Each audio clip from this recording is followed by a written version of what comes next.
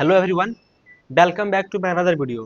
तो आज के वीडियो में हम लोग देखने वाले हैं कि डिकम्पोजिशन प्रिजर्व, यानी कि देखिए डिपेंडेंसी प्रिजर्व डिकम्पोजिशन, यानी कि हम लोग देख रहे थे प्रॉपर्टीज ऑफ डिकम्पोजिशन। उसी का एक दूसरा टाइप है, क्योंकि पहला टाइप था मेरा लॉसलेस ज्वाइन डिकम्पोजिशन और दूसरा टाइप है मेरा डिपेंडेंसी प्रिजर्व डिकम्पोजिशन। तो इसको हमको देखना है कि मान लीजिए कोई एक रिलेशन रहता है, वो डिकम्पोज होता है, तो हम देख लेते हैं कि लॉसलेस ज्वाइन है या लॉसी ज्वाइन है। अब यहाँ पे देखना है कि कोई रिलेशन अगर डिकम्पोज होता है तो वो डिपेंडेंसी प्रिजर्व करता है या नहीं करता। तो चलिए आज की वीडियो में वही देखना है हम लोगों को कि कोई भी रिलेशन जब डिकम्पोज होता है तो वो मेरा रिलेशन डिपेंडेंसी प्रिजर्व करता है या नहीं, उसका क्या स्टेप है फाइंड करने का, वही आज हम लोग देखने वाले हैं। यहाँ पे देखिए क्या है, let a relation be the relation schema with F D set F, यानी कि एक रिलेशन स्कीमा है एफ डी सेट का जो मेरा डिकम्पोज हुआ है सब relation R one R two और R N with the F D set given है रिस्पेक्टिवली। यानी कि इसका कहने का क्या मतलब है, देखिए कोई मेरा एक एफ डी सेट है, कोई मेरा एक एफ डी सेट है, उसका जो मेरा डिवाइड हुआ है सब रिलेशन में, एक रिलेशन था मान लीजिए, एक रिलेशन है, वो सब रिलेशन में मेरा डिवाइड हुआ। देखिए सब रिलेशन वो डिवाइड हुआ और हर एक रिलेशन के मेरा एफ डी गिवन है। देखिए रिलेशन आर वन के लिए रिस्पेक्टिवली मतलब क्या हुआ, आर वन के लिए एफ वन, आर टू के लिए एफ टू। वैसे ही है कि एक रिलेशन जब मेरा डिकम्पोज हुआ आर वन से लेकर आर एन तक, तो उसके लिए मेरा डिपेंडेंसी भी दिया गया है, फंक्शन डिपेंडेंसी भी दिया गया है, और फिर उसको बोलना है कि वो डिपेंडेंसी प्रिजर्व करता है या नहीं करता है। चलिए देखते हैं कि उसका मेरा क्या है उसका नियम। तो देखिए इफ जब हम देख लेंगे तो देखिए सब ये जो फंक्शन डिपेंडेंसी है उसको हम क्या करेंगे, यूनियन करेंगे। अगर वो मेरा एफ के इक्वल आ जाता है तो हम उसको क्या बोल देंगे, डिपेंडेंसी प्रिजर्व किया। अगर मान लीजिए वो नहीं आता है तो क्या बोल देंगे, डिपेंडेंसी नॉट प्रिजर्व्ड। यानी कि मान लीजिए वो फंक्शन जो डिकम्पोज हुआ उसके बाद जो हम लोग उसको फाइंड करेंगे, उसका अगर फंक्शन अगर उसको यूनियन करने के बाद अगर वो फंक्शन के बराबर आ जाता है तो उसको हम बोलेंगे कि डिपेंडेंसी प्रिजर्व करता है। अगर नहीं आता है तो उसको बोलेंगे डिपेंडेंसी प्रिजर्व नहीं करता है। देखिए उसका प्रोसीजर क्या है, देखिए यहाँ पे क्या बोला, first take the closure of individual attribute, यानी कि जो जो आप वहां पे समझाएंगे, जो जो मेरा एट्रीब्यूट रहेगा उसका इंडिविजुअल क्या करेंगे, हम क्लोजर निकालेंगे। Then write non trivial in the respective sub relation.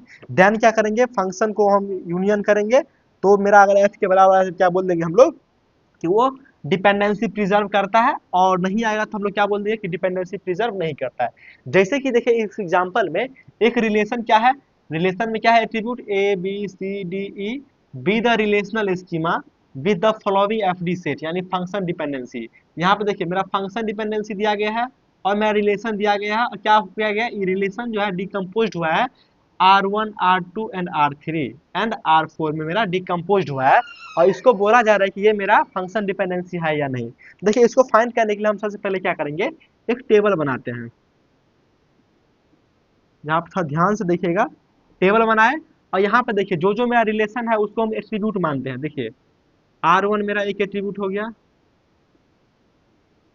Are to मेरा दूसरा एट्रीब्यूट हो गया, आर थ्री मेरा तीसरा एट्रीब्यूट हो गया,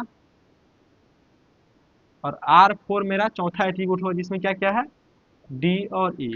अब यहाँ पे देखिए हम कैसे फाइंड करते हैं, यहाँ पे देखिए हर एक हर एक इंडिविजुअल का हम क्या करेंगे, क्लोजर लेते हैं। यहाँ पे देखिए ए का क्लोजर लेते हैं। देखिए अगर बी आएगा, यहाँ पे देखिए अगर ए से अगर बी आ जाता है तो इस पे हम लिख देंगे। यहाँ पे देखिए ए का क्लोजर लेंगे तो ए, और ए से देखिए यहाँ मेरा बी आ गया तो यहाँ पर हम क्या करेंगे, ये लिख देंगे कि ए से मेरा बी डिटरमाइन कर रहा है। अब यहाँ पे देखिए क्या बी से ए भी कर रहा है, करेगा तो यहाँ पे लिखेंगे, नहीं करेगा तो नहीं करेंगे। देखिए बी का क्लोजर लेंगे, सबसे पहले तो बी आएगा। अब देखिए बी से ए आता है कि नहीं, देखिए बी से सी आया, सी से मेरा डी आया, और डी से क्या है, बी और ई, तो ई तो है लेकिन ए नहीं आ पाया, तो हम या इस बॉक्स में बी से ए नहीं लिखेंगे। अब दूसरा रिलेशन में देखेंगे कि यहाँ पे देखते हैं कि बी से सी आ पाता है कि नहीं, तो बी का क्लोजर लेंगे, तो सबसे पहले तो बी आएगा। अब यहाँ पे देखिए बी से क्या आ गया, सी, और सी से क्या आ गया, डी। देखिए बी से सी आ गया, हमको बी से सी ही लाना था, तो वो यहाँ पे हम लिख देंगे बी से सी आ गया। अब देखते हैं कि सी से बी आता है कि नहीं। क्या करेंगे, सबसे पहले सी का क्लोजर लेंगे तो सी, और यहाँ पे देखिए सी से क्या आ गया, डी। अब डी से देखिए डी से क्या है, बी और ई, तो यहाँ पे देखिए सी से मेरा बी आ गया, तो यहाँ पे क्या करेंगे हम लोग, सी से डी भी कर देंगे। अब यहाँ पे देखते हैं कि सी से डी आता है कि नहीं, और मेरा डी से सी आता है कि नहीं। तो सबसे पहले क्या करेंगे, सी का क्लोजर लेंगे तो सबसे पहले क्या आएगा सी, और सी से क्या आ गया मेरा डी, तो इस बॉक्स में क्या लिख देंगे सी से डी।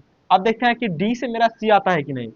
क्या करेंगे डी का क्लोजर लेंगे, सबसे पहले डी आएगा और डी से क्या आ गया बी और ई, और देखिए बी से क्या आ गया सी, यहाँ पे देखिए बी से सी आ गया, तो यहाँ पे हम लिख सकते हैं कि डी से मेरा सी आ गया।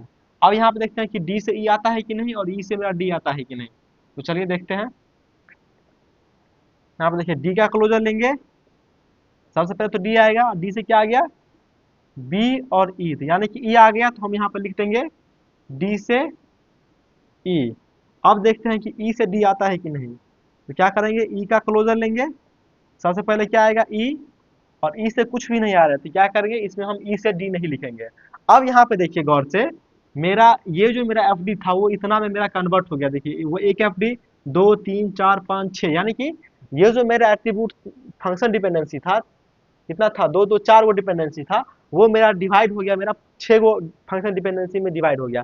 अब क्या बोला है कि इस सब को हम यूनियन करेंगे, इस सब को अगर हम यूनियन करेंगे, अगर यही वाला फंक्शन डिपेंडेंसी आ जाता है तो हम क्या बोल देंगे डिपेंडेंसी प्रिजर्व है, अगर नहीं आता है तो हम लोग क्या बोल देंगे डिपेंडेंसी नॉट प्रिजर्व। तो यहाँ पे देखिए, यहाँ पे तो हमको डायरेक्टली दिख रहा है कि ए से बी है, तो देखिए ये वाला मेरा फुलफिल हो गया, देखिए ए से बी तो हो गया, ये वाला मेरा फुलफिल हो गया। अब देखते हैं बी से सी है या नहीं, देखिए यहाँ पे देखिए बी से सी आ गया, यहाँ पे देखिए बी से सी यूनियन कर देते हैं, देखिए बी से सी भी आ गया, अब देखते हैं यूनियन, अब देखते हैं सी से बी और सी से डी, तो यहाँ पे देखिए सी से बी है, देखिए सी से डी तो डायरेक्टली है, हम लोग क्या लिख देंगे सी से डी, तो ये भी मेरा कंप्लीट हो गया।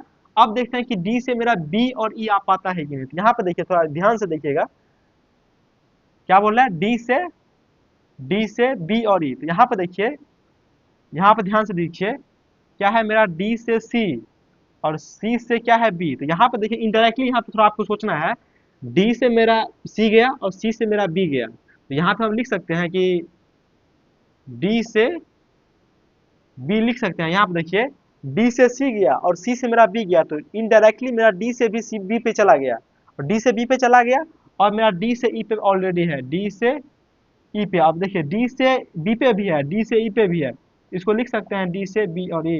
यहाँ पे थोड़ा ध्यान से देखिए, हम जब इस सब का जब यूनियन लिए तो यही वाला मेरा एफ डी आ गया, देखिए ए से बी से सी से डी और डी से बी आ गया, तो हम यहाँ पे क्या बोल देंगे डिपेंडेंसी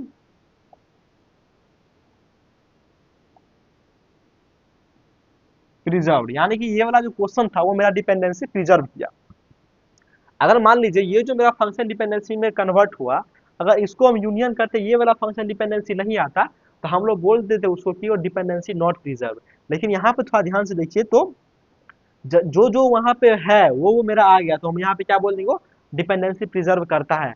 तो चलिए इस वीडियो में हम लोग देखें कि डिपेंडेंसी प्रिजर्व क्या होता है, वो उसको कैसे फाइंड करते हैं, और इसके नेक्स्ट वीडियो में अगर होगा तो गेट का क्वेश्चन सॉल्व करेंगे। तो चलिए इस वीडियो में इतना ही, मिलते हैं नेक्स्ट वीडियो में, थैंक यू।